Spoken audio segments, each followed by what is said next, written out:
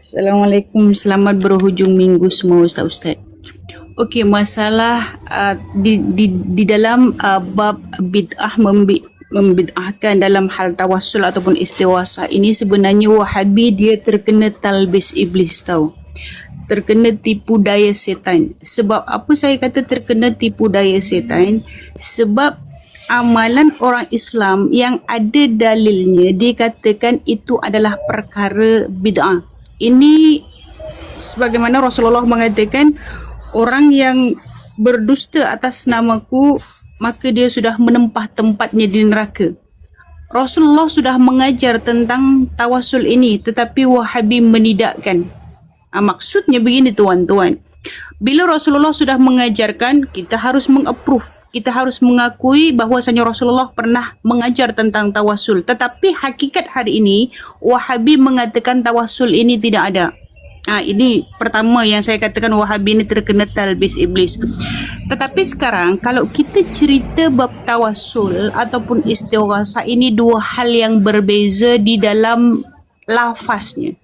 Kalau tawasul bunyinya seperti Ustaz Abata kata tadi, bijahi nabiyika.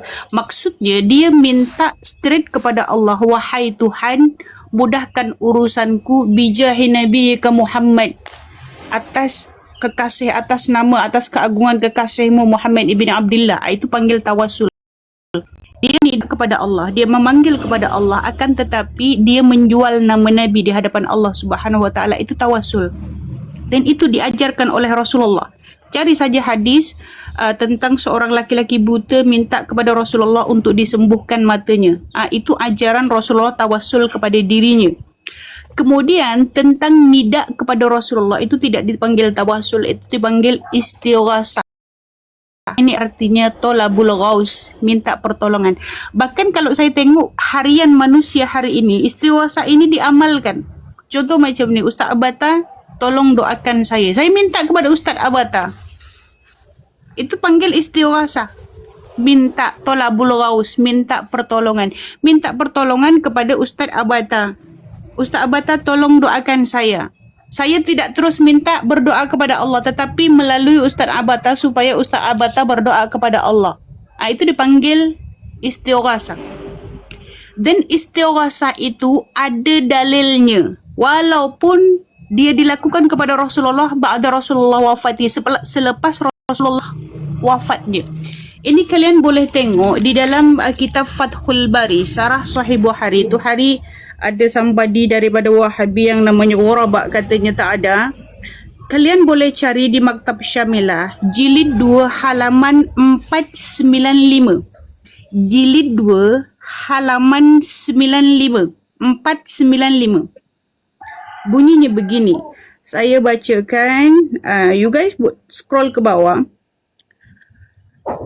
Jadi warawa dan sudah meriwayatkan siapa Ibnu Abi Syaibah bi isnadin sahihin dengan sanad yang sahih min riwayati Abi Shalih Samman Abu Malik Adzar wa kana Hazin Umar, yang melakukan ini Hazin, bodyguard kepada Umar ketika itu.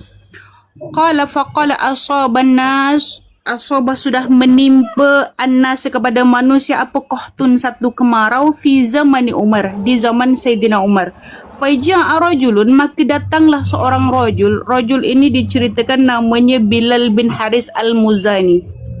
Faja'a, maka datang sapa rajulun ila qabrin Nabi, maknanya Rasulullah sudah wafat. Ila qabrin Nabi sallallahu alaihi wasallam, faqala, maka rajul itu berkata, ya Rasulullah. Ini nidak kepada Rasulullah, memanggil kepada Rasulullah, bukan memanggil kepada Allah. Kalau memanggil kepada Allah itu dipanggil tawasul. Tetapi kalau memanggilnya kepada Rasulullah itu dipanggil istighasah. Dia minta tolong kepada Rasulullah, bukan straight to the point minta kepada Allah. Jadi di sini faqala, maka berkata ya Rasulullah, wahai Rasulullah, istaski li ummatik. Istaski, mintakanlah hujan li ummatik kepada umatmu, fa innahum, sungguh mereka qad khalaqu, dalam keadaan yang nyawa-nyawa ikan. Ini ada hadisnya sahih warawa Ibnu Abi Syaibah bi isnadin sahihin. Ini berada di dalam syarah Sahih Bukhari milik Imam Fathul Bari jilid 2 halaman 495. Jadi kalau kalian bertanya apa hukum istighasah, hukumnya boleh. Walaupun kepada Nabi selepas wafat beliau, hukumnya boleh dan pernah dilakukan oleh sahabat di zaman Sayyidina Umar. Sayyidina Umar mendiamkannya. Ketika Rasulullah mengatakan jika terjadi idza talafa alaikum bisunnati fa alaikum bisunnati wa sunnati khulafa'ir rasyidin. Begitu bukan? Maka kalian harus mengikuti sunnah aku dan sunnah khulafa'ir rasyidin. Di sini ketika diadukan kepada Sayyidina Umar ketika rajul ini nidak kepada Rasulullah di kubur Rasulullah, Sayyidina Umar tidak, kalian pelaku bid'ah, kalian syirik, tidak ada. Dia mendiamkannya, maknanya boleh. Hukumnya boleh. Tetapi masalah tolabul ghaus, minta tolong ini, semua umat Islam dia mempunyai pemahaman semua perkara yang terjadi di dunia ini yang boleh mengkabulkan dunia ini itu hanyalah Allah Subhanahu wa Ta'ala. Itu adalah iktikad umat Islam keseluruhannya. Jadi sekarang kalau ada orang, kemudian tadi saya dengar ada orang pergi ke kubur kemudian dia minta harta ke kubur. Jangan salahkan hukum tawasulnya, tetapi salahkan si manusianya.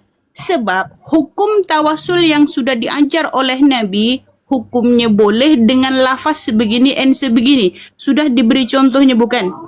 Jadi tugas kita memahami ilmu yang sudah diajar oleh Nabi itu. Bukan Rasulullah mengatakan tolabul ilmi faridu ala kulli muslim wa muslimatin. Mempelajari ilmu itu hukumnya wajib kepada setiap manusia yang mengaku dia umat Nabi, baik dia Islam laki-laki ataupun perempuan. Kan begitu? Jadi tugas kita untuk memberi kefahaman kepada orang-orang awam. Ayat untuk tawasul yang dibenarkan di dalam Islam itu begini.